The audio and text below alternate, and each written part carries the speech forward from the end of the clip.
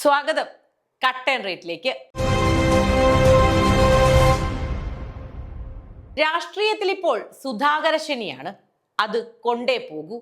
ഒരു സ്ഥലത്ത് ജി സുധാകരനെ അനുനയിപ്പിക്കാൻ ആവുന്നത്ര ശ്രമം നടത്തിയിട്ടും നടക്കാതെ വന്നപ്പോൾ പുകഞ്ഞ കൊള്ളി പുറത്ത് എന്ന മട്ടിലായി കാര്യങ്ങൾ.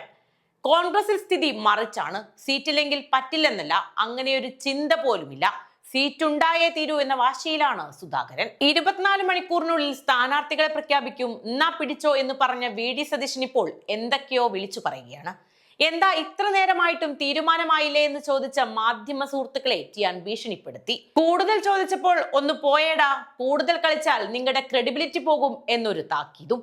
പറഞ്ഞ വാക്കു പാലിക്കാൻ കഴിയാത്ത സതീശന്റെയും പാർട്ടിയുടെയും ക്രെഡിബിലിറ്റി എന്താവുമോ എന്തോ.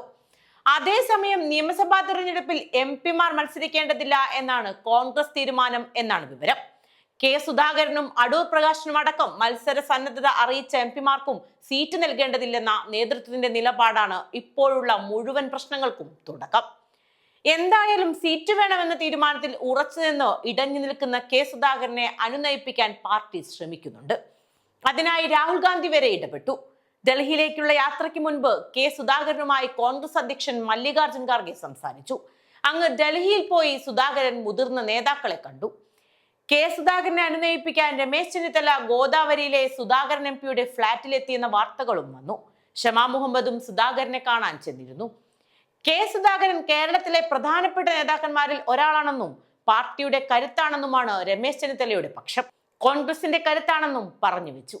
എന്നാൽ തീരുമാനമെടുക്കുന്നത് ഞാനല്ലല്ലോ, പാർട്ടി ഹൈക്കമാൻഡാണ്, നേതൃത്വം ചർച്ച ചെയ്ത് തീരുമാനമെടുക്കും എന്നൊക്കെയായി പിന്നീട് വന്ന മറുപടികൾ. അതേസമയം സ്ഥാനാർത്ഥികളെ പ്രഖ്യാപിച്ച് LDF-ഉം NDA-യും പ്രചാരണം ആരംഭിച്ചു കഴിഞ്ഞു. ആദ്യഘട്ട പ്രചാരണത്തിന്റെ ഭാഗമായി സ്ഥാനാർത്ഥികൾ റോഡ് ഷോകൾ പൂർത്തിയാക്കി മണ്ഡലത്തിലെ പ്രധാന വ്യക്തികളെ കാണുന്ന തിരക്കിലേക്ക് കടന്നു. അതിനിടെയാണ് മണ്ഡലങ്ങളിൽ ഒറ്റപ്പേരിൽ എത്താൻ കഴിയാതെ സീറ്റ് വിഭജനത്തിൽ തമ്മിലടി തുടർന്ന് UDF പട്ടിക നീളുന്നത്. ഇതിനിടയിൽ എപ്പോഴോ സുധാകരൻ FB-യിൽ തന്റെ മാനസിക പ്രയാസം വിശദമായി പങ്കുവച്ചു. മരണത്തിലും മറക്കാനാവാത്ത പച്ചയായ യാഥാർത്ഥ്യങ്ങളെക്കുറിച്ചും പ്രസ്ഥാനത്തെ സംരക്ഷിക്കാനുള്ള പ്രവർത്തനത്തിനിടയിൽ വീടിനെയും വീട്ടുകാരെയും കുറിച്ച് ചിന്തിച്ചിട്ടില്ലെന്നും സുധാകരൻ എഴുതി തീർത്തപ്പോൾ സുധാകര പക്ഷത്തിന്റെ ഹൃദയമിടിപ്പും ഊർജ്ജസ്വലതയും കൂടി. കണ്ണൂർ DCC-യിൽ സുധാകരനെ അനുകൂലിച്ച് പോസ്റ്ററുകൾ പ്രത്യക്ഷപ്പെട്ടു. പിണറായി സർക്കാരിനെ താഴെ ഇറക്കാൻ കോൺഗ്രസിന്റെ പടനായകൻ K. സുധാകരൻ എത്തുന്നു എന്ന പോസ്റ്ററുകൾ തലങ്ങും വിലങ്ങും പ്രത്യക്ഷപ്പെട്ടു. പ്രാദേശിക തലത്തിലുള്ള സുധാകര വികാരം പാർട്ടിക്ക് വലിയ തലവേദനയായിരിക്കുകയാണ്. ഇതിനിടെ LDF-ൽ നിന്ന് പിണങ്ങിപ്പോന്നവരെ കോൺഗ്രസിലേക്ക് എടുക്കണോ വേണ്ടയോ എന്ന ചർച്ചയും നടന്നു. പലരുടെയും കാര്യത്തിലും പാർട്ടിയിൽ അഭിപ്രായ വ്യത്യാസമുണ്ടായി.